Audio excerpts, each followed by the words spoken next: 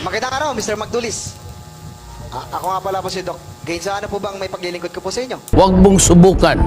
Masisira ang buhay mo. High blood ako!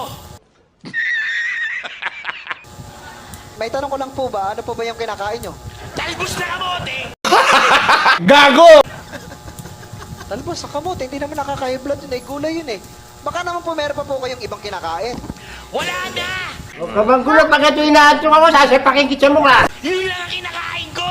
Umaga, tanghali, gabi, snack, midnight snack! Yun lang ang kaya kong bilhin! Hindi ko kaya bumili ng karne! Ang mahal-mahal! May problema ka?